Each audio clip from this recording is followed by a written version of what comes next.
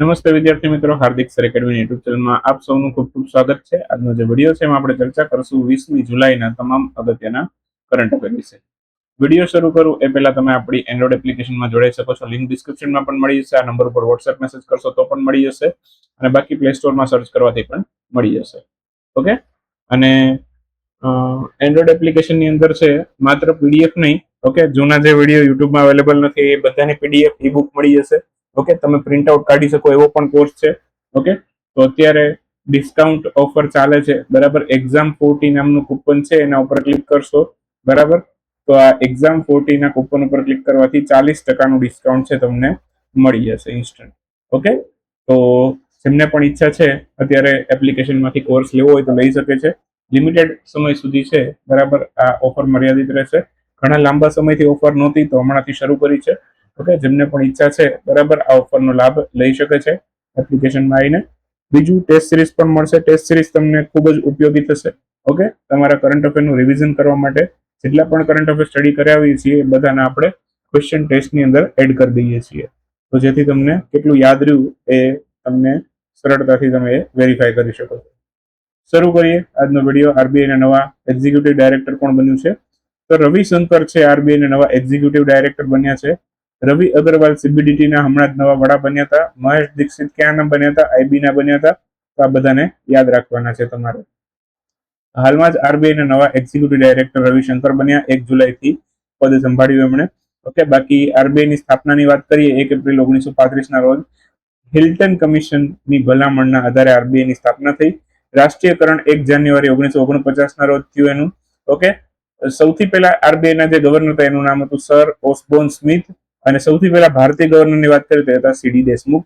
શરૂઆતમાં એનું હેડક્વાર્ટર કોલકાતામાં હતું, પાછળથી 1937માં મુંબઈમાં શિફ્ટ થયું, હાલમાં પણ મુંબઈમાં છે. લોગો એનો વાત કરીએ તો તાડનું વૃક્ષ અને રોયલ બેંગાલ ટાઈગર છે. બાકી આરબીઆઈના અંદર એક ગવર્નર હોય, 4 ડેપ્યુટી ગવર્નર હોય. ગવર્નર કોણ છે અત્યારે? ચલો કોમેન્ટ કરજો. 26માં ગવર્નર છે લગભગ મારા ખ્યાલથી. તો એ કોણ છે તમે મને કહેજો. ના કેવું હોય તો કઈ નહીં, હું કહી દઉં. ઓકે, સંજય મલ્હોત્રા. ચાલો, હાલમાં જ કેર પૂજા ઉત્સવની ઉજવણી કયા રાજ્યમાં થઈ છે? તો કેર પૂજા ઉત્સવ છે ભારતના ત્રિપુરા રાજ્યની અંદર ઉજવાયેલો છે. ઓપ્શન બી જવાબ છે. તો કેર પૂજા ઉત્સવની ઉજવણી ભારતના ત્રિપુરા રાજ્યની અંદર કરવામાં આવી છે. ત્રિપુરાના સ્થાનિક લોકો દ્વારા ઉજવવામાં આવતો તહેવાર છે. એક આદિવાસી ઉત્સવ છે, ઓકે, ત્રિપુરાનો. બાકી ખર્ચી પૂજા પણ ત્રિપુરાનો તહેવાર છે, બરાબર. આ તહેવારના ખર્ચી પૂજાના 2 અઠવાડિયા પછી છે, બરાબર, આ તહેવાર કેર પૂજા ઉત્સવ ઉજવે છે ત્યાં, બરાબર. બાકી ઉજવણીના ભાગરૂપે વાસ્તુ દેવતા, જેને ત્રિપુરામાં કેર નામથી ઓળખવામાં આવે છે, એની પૂજા કરવામાં આવે છે. કેર પૂજાને રોયલ રિચ્યુઅલ પણ કહેવામાં આવે છે. ઓકે, બાકી મુખ્યમંત્રી માણિક શાહ છે, રાજ્યપાલ ઇન્દ્રસેના રેડ્ડી છે. તમિલનાડુ દિવસ એ કઈ તારીખે ઉજવાયેલો છે? હાલમાં જ 18 જુલાઈએ તમિલનાડુ દિવસની ઉજવણી થયેલી. 1 નવેમ્બર 1956 ના રોજ તમિલનાડુ ભારતનું રાજ્ય પુનર્ગઠન અધિનિયમ હેઠળ ભારતનું રાજ્ય બન્યું હતું, અને 18 જુલાઈ 1967ના રોજ, બરાબર, તમિલનાડુ જ્યારે એ વખતે રાજ્ય બન્યું હતું એ વખતે એનું નામ તમિલનાડુ નહોતું, મદ્રાસ હતું, બરાબર. 1 નવેમ્બર 1956ના રોજ જ્યારે ભારતનું રાજ્ય બન્યું ને ત્યારે એનું નામ તમિલનાડુ નહોતું, એનું નામ શું હતું? મદ્રાસ હતું. તમિલનાડુ નામ અપનાવ્યું 18 જુલાઈ 1967ના રોજ. મદ્રાસમાંથી તમિલનાડુ કરવામાં આવેલું. તો એ દિવસની યાદમાં તમિલનાડુ દિવસ 18 જુલાઈએ ઉજવાય છે.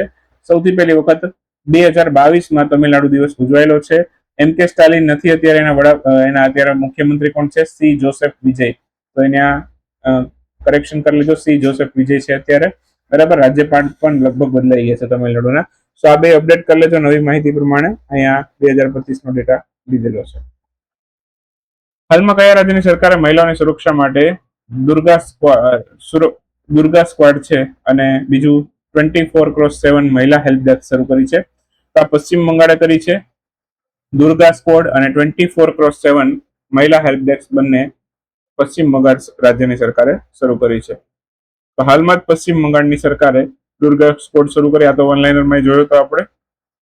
બાકી આ પહેલનો હેતુ શું છે? તો કે મહિલાઓની સુરક્ષા માટે, બરાબર. બાકી સુરક્ષા માટે શું કરવામાં આવશે? બાઇક પેટ્રોલિંગ કરવામાં આવશે. બાઇકમાં જે પોલીસ કર્મીઓ છે, બરાબર, રાઉન્ડમાં નીકળશે. ઓકે, બાકી આયુષ્માન ભારત યોજના અને લેટેસ્ટ જે રાજ્ય બન્યું આયુષ્માન ભારત યોજનાને અપનાવનારું એ પશ્ચિમ બંગાળ બન્યું હતું સૌથી લાસ્ટ. ઓકે, રાજધાની કોલકાતા છે. કોલકાતા હુગલી નદીના કિનારે આવેલું છે. કોલકાતાને સિટી ઓફ જોય તરીકે પણ ઓળખવામાં આવે છે. બાકી પશ્ચિમ બંગાળની વાત કરીએ તો સુંદરવનનો ડેલ્ટા છે, બરાબર, અહીંયા આવેલો છે ને વિશ્વનો સૌથી મોટો ડેલ્ટા પ્રદેશ તરીકે ઓળખાય છે. કઈ નદી બનાવે છે આ ડેલ્ટા પ્રદેશ સુંદરવનનો ડેલ્ટા? ગંગા અને બ્રહ્મપુત્રા. આ બંને નદીઓના મુખ ત્રિકોણથી સુંદરવનનો ડેલ્ટા બને છે. પુરુષોના શોર્ટપુટની F57 ના વિશ્વના નંબર 1 ખેલાડી તરીકે હાકોટો હોતોઝો છે, બરાબર, એમને સ્થાન મળ્યું છે. આ કયા રાજ્યના છે? આ નાગાલેન્ડના છે. તો પુરુષોની F57 ની શોર્ટપુટ સ્પર્ધામાં વિશ્વના નંબર 1 ખેલાડી બન્યા છે હાકાટો હોતોઝે. ઓકે, તો હાલમાં જ આ નંબર 1 ખેલાડી બન્યા છે, નાગાલેન્ડના છે અને એક ભારતના સૌથી અગ્રણી પેરા એથ્લેટમાંથી એક છે, બરાબર. પેરિસ ઓલિમ્પિક જે લેટેસ્ટ થયા હતા એમાં પણ એમણે બ્રોન્ઝ મેડલ મેળવ્યો હતો. અર્જુન એવોર્ડ છે, બરાબર, એ પણ એમને મળેલો હતો. બાકી અર્જુન એવોર્ડની વાત કરીએ, રમત ગમત ક્ષેત્રનો પુરસ્કાર છે. 1961 અર્જુન એવોર્ડની શરૂઆત થઈ હતી. અર્જુન એવોર્ડ છે એની વર્તમાન ઇનામી રાશિ છે, બરાબર, એ 15 લાખ છે. બાકી નાગાલેન્ડની વાત કરીએ, 1 ડિસેમ્બર 1963 ના રોજ એની સ્થાપના થઈ હતી. ભારતનું એ સમયે 13મું રાજ્ય બન્યું હતું. રાજધાની એની કોઈમાં છે. એઆઈ ગુડ ગ્લોબલ કમિશન, એમાં નીચેનામાંથી કોને સામેલ કરવામાં આવેલો છે? AI good global commission Mukesh Ambani, Sunil Mittal અને લક્ષ્મી એન મિત્તલ, આ બધાને આની અંદર સામેલ કર્યા છે, ત્રણે ત્રણને. તો ઓપ્શન ડી આપણો આન્સર થશે. આપેલા તમામ આપણો જવાબ છે. સુનિલ એલ મિત્તલ, મુકેશ અંબાણી, લક્ષ્મી એન મિત્તલ, બરાબર, આ બધાને છે આની અંદર સામેલ કર્યા છે, બરાબર, ગુડ ગ્લોબલ કમિશનની અંદર એઆઈ માટેના, બરાબર. આની પ્રથમ બેઠક છે 7 થી 10 જુલાઈ દરમિયાન સ્વિટ્ઝરલેન્ડના જીનેવામાં થઈ હતી, બરાબર. અને કમિશનનો મુખ્ય હેતુ જવાબદારીપૂર્વક એઆઈ નો ઉપયોગ કરવો અને એને પ્રોત્સાહિત આપવું એ આનો મુખ્ય હેતુ છે, બરાબર. બાકી ઇન્ક્લુસિવ ડેવલપમેન્ટ માટે એઆઈ નો ઉપયોગ વધારવા માટે આ આખી જે કમિશન છે કાર્ય કરશે, બરાબર. બાકી સ્વિટ્ઝરલેન્ડની અંદર ઘણા બધા આંતરરાષ્ટ્રીય મુખ્ય મથકો આવેલા છે, જેમ કે WHO નું ત્યાં આવેલું છે, WTO નું ત્યાં આવેલું છે, ઘણા બધા સંગઠનો ત્યાં આવેલા છે. I2C સબમરીન કેબલ સિસ્ટમ છે, બરાબર, એનો સંબંધ નીચેનામાંથી કયા દેશ સાથે છે? તો ભારત, મલેશિયા, સિંગાપુર, આ ત્રણેય દેશોનો આની અંદર સમાવેશ થાય છે I2C સબમરીન કેબલની અંદર. I2C સબમરીન કેબલ સિસ્ટમ છે એમાં ભારત, મલેશિયા, સિંગાપુરનો સમાવેશ થાય છે. ટોટલ 3600 કિલોમીટર લાંબી ઓપ્ટિકલ ફાઇબર સબમરીન કેબલ છે, બરાબર, આ પ્રોજેક્ટ હેઠળ બીજાવવામાં આવશે.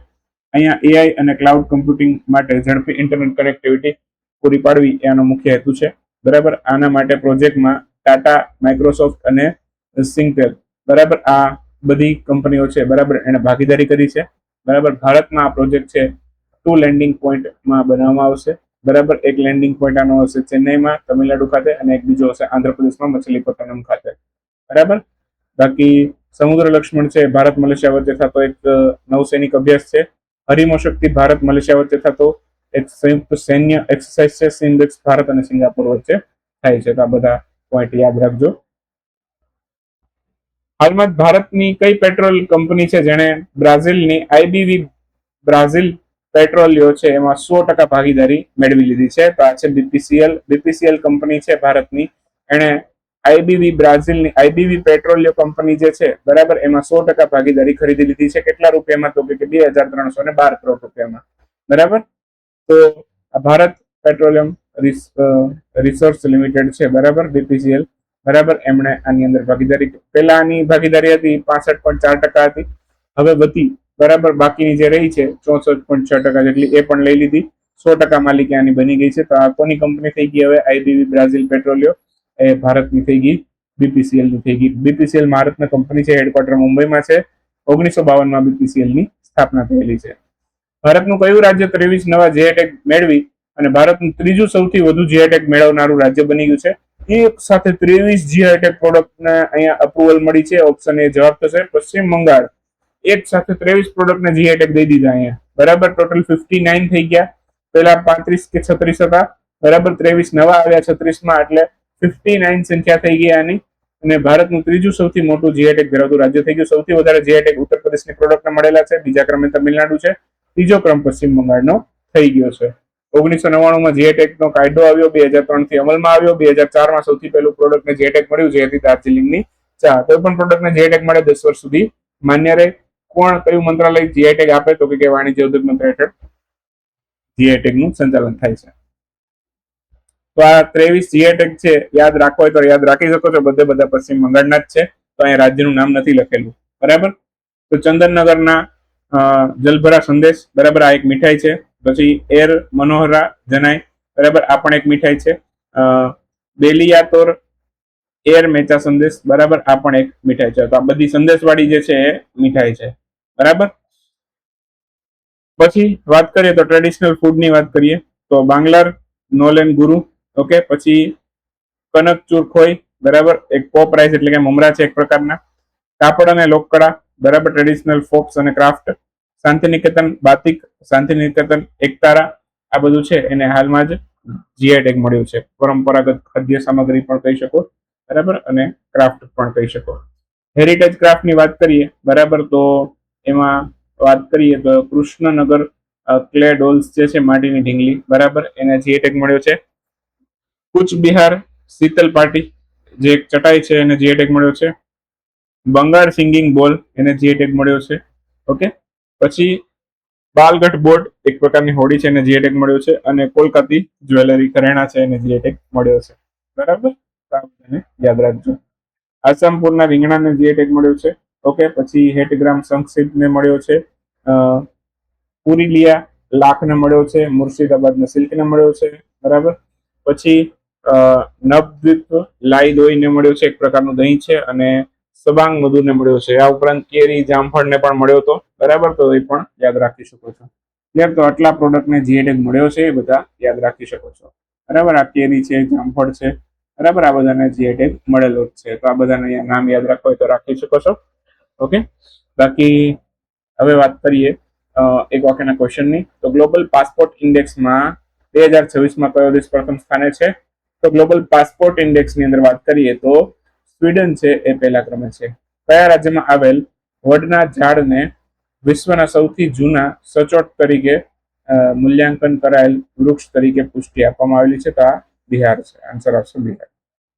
વૈશ્વિક ઉર્જા સ્વતંત્રતા દિવસ છે કઈ તારીખે ઉજવાયેલો છે? 10 જુલાઈ ઉજવ્યો છે. બ્રિક્સની મહિલા મંત્રીઓની બેઠક ક્યાં સંપન્ન થઈ? આ કેરળના કોચીમાં સંપન્ન થઈ, ઓકે. કોને રાષ્ટ્રીય અપરાધ રેકોર્ડ બ્યુરો એટલે કે નેશનલ ક્રાઇમ રેકોર્ડ બ્યુરોના વડા તરીકે નિયુક્ત કર્યા છે? તો Amit Garg national crime record બ્યુરોના વડા બન્યા છે. આને ડિસ્ક્રિપ્ટિવમાં લઈશું નેક્સ્ટ આવનારા દિવસોની અંદર, તો યાદ રાખજો. પિનાકા લોંગ રેન્જ ગાઇડેડ રોકેટનું સફળ પરીક્ષણ હાલમાં કરવામાં આવેલું કયા રાજ્યમાં? આ ઓડિશામાં કર્યું છે. કઈ રાજ્યની સરકારે શિક્ષકો માટે ગુરુ દક્ષિણા નામની કેશલેસ તબીબી યોજના શરૂ કરી છે? તો ઉત્તર પ્રદેશ શરૂ કરી છે. હાલમાં જ કોણ 18 મીટરની ડ્રાફ્ટ ક્ષમતા ધરાવતું ભારતનું બીજું મુખ્ય મંદિર બન્યું છે? તો કામરાજા પોર્ટ આ બંદર બન્યું છે. તો આ કામરાજા પોર્ટ છે તે 18 મીટરની ડ્રાફ્ટ ક્ષમતા ધરાવતું ભારતનું બીજું મુખ્ય બંદર બન્યું છે. મંદિરની બંદર. ટાઈમ આઉટની હેપી સિટી ઇન્ડેક્સમાં ટોચ ઉપર કોણ રહ્યું છે? તો આ લંડન રહ્યું છે. અને ભારત અને કયા દેશ વચ્ચે યુરેનિયમ ડીલ થઈ છે? તો ભારત અને ઓસ્ટ્રેલિયા વચ્ચે થઈ છે. તો આ તો 20 જુલાઈનો વિડીયો. મળશું 21 જુલાઈના વિડીયોમાં. ત્યાં સુધી રજા લેશું. આવજો. Bye, good night. Thank you for watching.